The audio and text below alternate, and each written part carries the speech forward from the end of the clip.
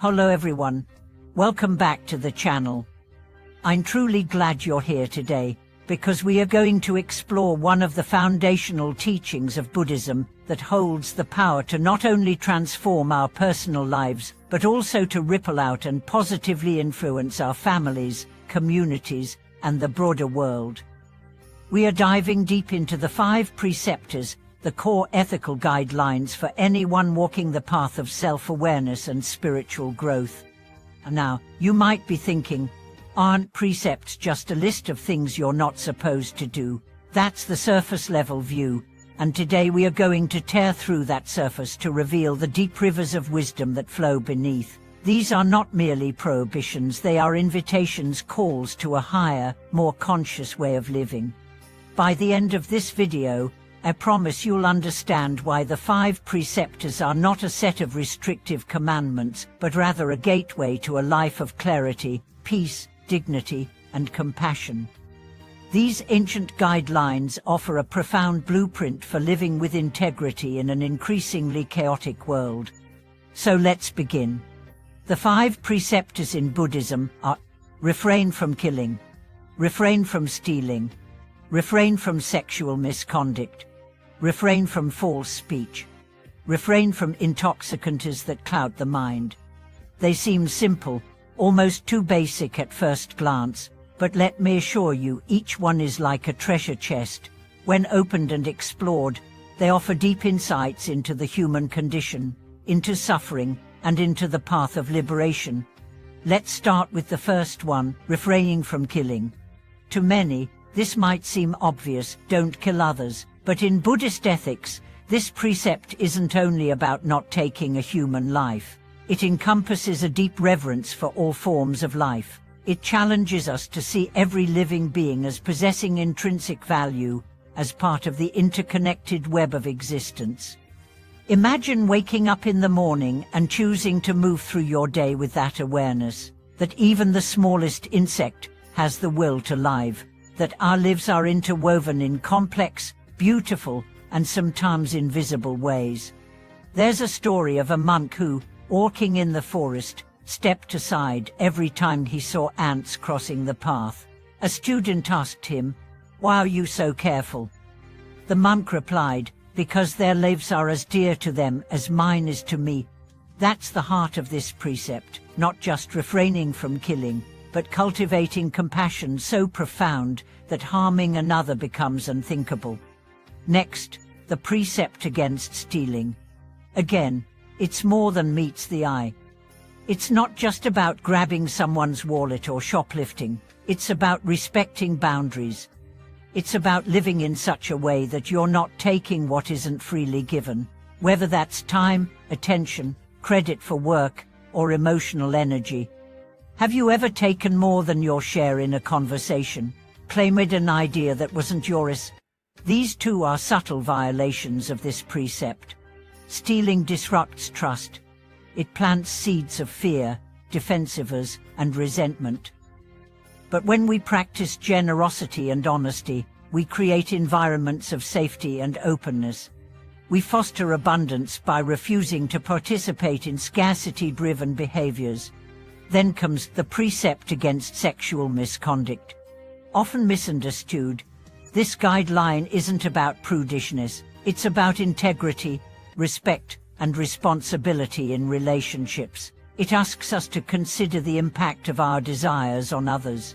Are our relationships based on consent, honesty, and mutual respect? Or are they rooted in manipulation, secrecy, and harm?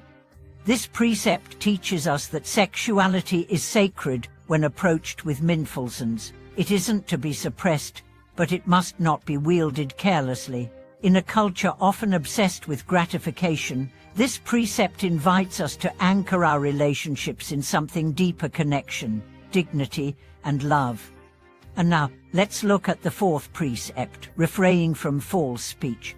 Speech is powerful. It can heal or harm. A single lie can unravel years of trust. A careless comment can ignite conflict.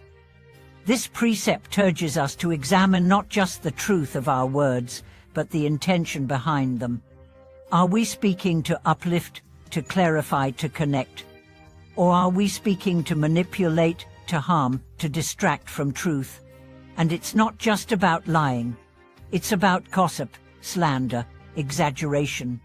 Even silence when speaking up would serve justice. To live this precept fully is to turn your vice into an instrument of truth and compassion. Finally, we come to the fifth precept, abstaining from intoxicants. This is not merely a health recommendation. It's a spiritual discipline. The core teaching here is protect your awareness, protect your clarity. Anything that clouds the mind and reduces your capacity for presence, mindfulness, and compassion is to be treated with caution. Intoxication isn't limited to alcohol or drugs. It includes digital addictions, obsessive thought patterns, even certain relationships or environments. The modern world is full of subtle intoxicants, constantly pulling us away from the present moment. This precept is about reclaiming your mind, about choosing clarity over chaos. Now let's take a step back and look at the 5 precepts as a whole. What emerges is not a restrictive moral code, but a beautiful vision for human flourishing. A life lived by these precepts is not dull or constrained. It is rich, dynamic, grounded in reality, and open to wisdom. Imagine a society where these were the norms, where people refrained from harming, stealing, lying, manipulating, or dulling their awareness. Wouldn't such a society be more just, compassionate, and peaceful? But let's be honest, living by these precepts isn't easy, especially not in a world that often rewards the opposite behaviors. This is where practice comes in.